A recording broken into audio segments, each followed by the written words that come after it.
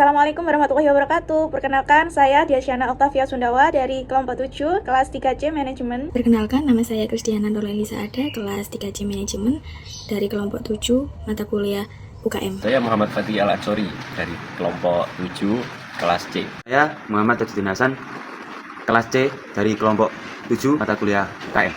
Assalamualaikum warahmatullahi wabarakatuh. Kami dari kelompok 7 mau mewawancarai saat ini memenuhi tugas akhir semester 3 mata kuliah UKM yang diampu oleh Pak Ibrahim. Saya Hasan sebagai wawancara dan ini narasumber saya, Mas Fatih. Apa latar belakang Anda untuk buka usaha ini? Latar belakang saya buka usaha ini itu berawal dari teman-teman saya. Yang kebanyakan teman-teman saya itu menyukai bidang yang sama, sehingga mereka itu mendorong saya untuk memulai sebuah usaha ini dengan modal yang saya punya. Seperti itu. Baik. Tantangan apa yang Anda terima saat membuka usaha ini? Berbagai macam tantangan, yaitu diantaranya yang sekarang sedang terjadi yaitu musim. Jadi sekarang itu musim hujan, itu termasuk tantangan itu buat UMKM. Yang kedua, kalau yang berkaitan dengan usaha ini yaitu semakin naiknya harga bahan pokok, sehingga sangat sulit untuk menentukan harga. Yang ketiga, yaitu mungkin kurangnya modal untuk mengembangkan sebuah usaha ini. Dan selanjutnya, strategi apa yang Anda gunakan untuk menangani tantangan dan atau masalah yang Anda sebutkan? Seperti yang saya sebutkan tadi, tantangan seperti musim itu biasanya saya mengira-ngira musim hujan itu jamnya biasanya jam berapa.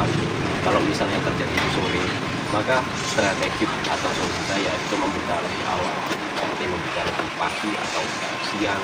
Jadi ketika sore sepi, mungkin bisa lah pagi atau siang itu ada pemasukan. Untuk mengatasi masalah yang kedua, harga bahan pokok yang semakin naik. Untuk solusi ini saya akan menggunakan HPP yang sangat menekan HPP sebaik mungkin untuk mengurangi sehingga harga yang saya jual itu sesuai. Yang ketiga, kurangnya modal untuk pengembangan. Mungkin solusi dari itu saya bisa memanfaatkan kebijakan pemerintah seperti kredit usaha rakyat seperti itu untuk pengembangan bisnis saya. Baik, menurut Anda, strategi apa yang Anda gunakan untuk usaha Anda ini? Berbagai macam strategi yang telah saya berikan, diantaranya yaitu yang cocok untuk usaha ini menerapkan diskon atau promo seperti potongan harga yaitu seminggu sekali atau sebulan sekali, terus mengadakan hiburan di setiap minggu atau setiap bulan, misal seperti konser musik atau perlombaan atau acara podcast seperti ini yang disaksikan oleh orang, sehingga teman-teman saya itu akan meng-share info itu di akun sosial mereka, sehingga atau orang yang tidak saya kenal pun akan mengetahui atau penasaran, sehingga mereka datang dan kenal. Akhirnya produk yang saya tawarkan menarik hati mereka akan, harapan saya mereka akan terus menjadikan tempat ini sebagai opsi. Bagaimana visi dan harapan Anda untuk bisnis ini di waktu yang akan datang? Visi atau harapan itu dengan memanfaatkan modal kita atau kebijakan kur tadi atau bantuan dari teman-teman, saya akan pindah ke tempat yang lebih luas sehingga untuk mengembangkan usaha saya, untuk mendukung ide-ide saya mengenai konsep-konsep di bidang usaha ini. Jadi akan semakin terkenal, semakin ramai dan semakin membuat customer atau orang lain tertarik tempat ini.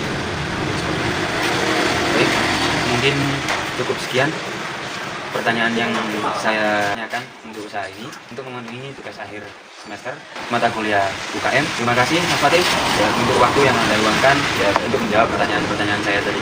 Assalamualaikum warahmatullahi wabarakatuh. Di sini saya akan menjelaskan tentang UKM. Jadi UKM adalah singkatan dari usaha kecil dan menengah. UKM merupakan istilah yang digunakan untuk menggambarkan perusahaan atau bisnis yang skala operasinya berada di antara usaha kecil dan menengah. Ukuran UKM biasanya ditentukan berdasarkan jumlah karyawan, omset tahunan, dan aset tetap. UKM memiliki beberapa ciri-ciri. Yang pertama yaitu modal yang terbatas. Yang dimaksud dengan ini adalah modal yang relatif kecil. Biasanya didapatkan dari modal pribadi atau pinjaman dengan nominal yang kecil. atau juga bisa dari bantuan pemerintah. Yang kedua yaitu jumlah karyawan yang terbatas. Kenapa? Karena menyesuaikan usahanya. Yang ketiga, skala operasi lokal dan regional, yaitu pasar yang dilayani terbatas pada wilayah tertentu. Keempat, pengelolaan sederhana, yaitu struktur manajemen yang biasanya dilakukan langsung oleh pemiliknya. 5, tidak tercatat di Bursa Efek karena UKM tidak terdaftar sebagai perusahaan publik dan umumnya bukan merupakan bagian dari perusahaan besar. 6, yaitu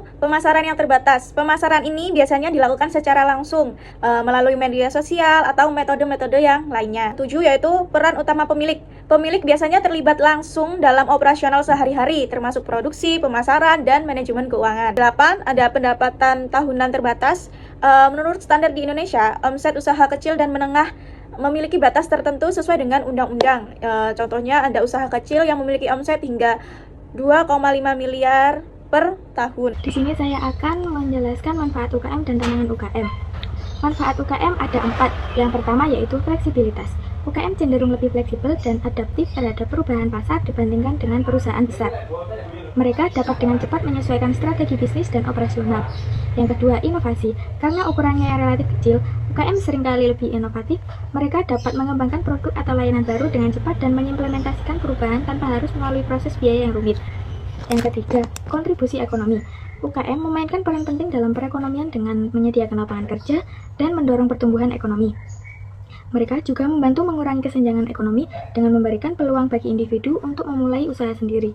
Yang keempat, dukungan pemerintah. Banyak negara memberikan dukungan khusus kepada UKM melalui berbagai program seperti pinjaman dengan suku bunga rendah, pelatihan kewirausahaan, dan insentif pajak. Kemudian, tantangan UKM ada 4. Yang pertama yaitu pembiayaan. UKM seringkali menghadapi kesulitan dalam mendapatkan pembiayaan atau pinjaman dari bank dan lembaga keuangan lainnya, karena risiko yang dianggap lebih tinggi. Yang kedua, akses ke pasar. UKM mungkin kesulitan untuk memasuki pasar yang sudah didominasi oleh perusahaan besar dengan merek dan jaringan distribusi yang kuat. Yang ketiga, regulasi. UKM harus mematuhi berbagai regulasi dan persyaratan administrasi yang bisa menjadi beban bagi mereka, terutama jika tidak memiliki sumber daya manusia yang cukup. Yang keempat, pengembangan sumber daya manusia.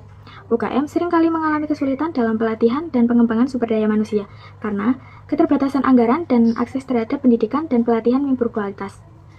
Secara keseluruhan, UKM adalah bagian penting dari ekosistem ekonomi yang mendukung pertumbuhan dan stabilitas ekonomi.